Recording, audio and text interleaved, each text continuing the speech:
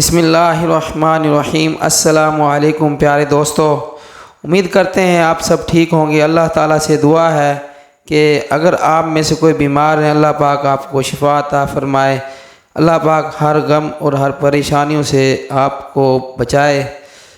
بات کرتے ہیں اعتکاف کی۔ اعتکاف سنت رمضان المبارک کے آخری عشرہ کا اعتکاف سنت موقدہ الکفایہ ہے۔ اگر سب ترک کریں تو سب سے مطالبہ ہوگا، اور شہر میں ایک نے کر لیا تو سب بری ذمہ۔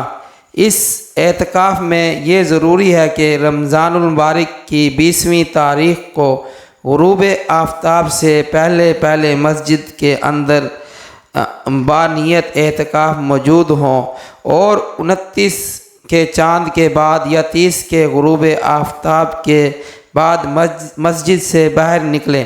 اگر 20 رمضان المبارک کو غروب آفتاب کے بعد مسجد میں داخل ہوئے تو اعتکاف کی سنت موقدہ ادا نہ ہوئی۔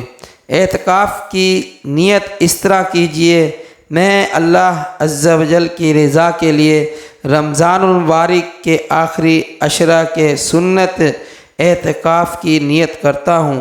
دل میں نیت ہونا شرط ہے، اور دل میں نیت حاضر ہوتے ہوئے زبان سے بھی کر لینا بہتر ہے۔ 2 حج اور 2 عمروں کا ثواب۔ فرمان مصطفیٰ صلی اللہ تعالیٰ علیہ وسلم: جس نے رمضان المبارک میں 10 دن کا اعتکاف کر لیا، وہ ایسا ہے جیسے 2 حج اور 2 عمرے کیے۔ اعتکاف کرنے والا گناہوں سے بچتا رہتا ہے، اور اس کے لیے تمام نیکیاں لکھی جاتی ہیں جیسا ان کے کرنے والوں کے لیے ہوتی ہیں۔ حضرت مفتی احمد یار خان علیہ رحمۃ اللہ علیہ فرماتے ہیں، یعنی اعتکاف کا فوری فائدہ تو یہ ہے کہ یہ معتکف کو گناہوں سے باز رکھتا ہے۔ عقف کا معنی ہے روکنا، باز رکھنا، کیونکہ اکثر گناہ غیبت، جھوٹ اور چغلی وغیرہ لوگوں سے اختلاط کے باعث ہوتی ہے۔ معتکف گوشہ نشین ہے، اور جو اس سے ملنے آتا ہے وہ بھی مسجد اعتکاف کا لحاظ رکھتے ہوئے بری باتیں نہ کرتا ہے نہ کراتا ہے۔ یعنی معتکف اعتکاف کی وجہ سے جن نیکیوں سے محروم ہو گیا، جیسا زیارت قبور، مسلمان سے ملاقات، بیماری کی معراج پرسی، نماز جنازہ میں حاضری، اس سے ان سب نیکیوں کا ثواب اس طرح ملتا ہے جیسے یہ کام کرنے والوں کو ثواب ملتا ہے۔ انشاءاللہ غازی، حاجی، طالب علم دین کا بھی یہی حال ہے۔ حضرت سیدنا حسن بصری رضی اللہ تعالیٰ عنہ سے منقول ہے، معتکف کو ہر روز 1 حج کا ثواب ملتا ہے۔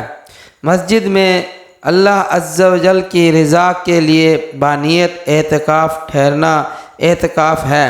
اس کے لیے مسلمان کا عاقل ہونا اور جنابت اور حیض و نفاس سے پاک ہونا شرط ہے، بلوغ شرط نہیں۔ نابالغ بھی جو تمیز رکھتا ہے اگر بانیت اعتکاف مسجد میں ٹھہرے تو اس کا اعتکاف صحیح ہے۔ اعتکاف کے لغوی معنی ہے ایک جگہ جمع رہنا۔ مطلب یہ ہے کہ معتکف اللہ رب العزت عز و جل کی بارگاہ عظمت میں اس کی عبادت پر کمر بستہ ہو کر ایک جگہ جم کر بیٹھا رہتا ہے۔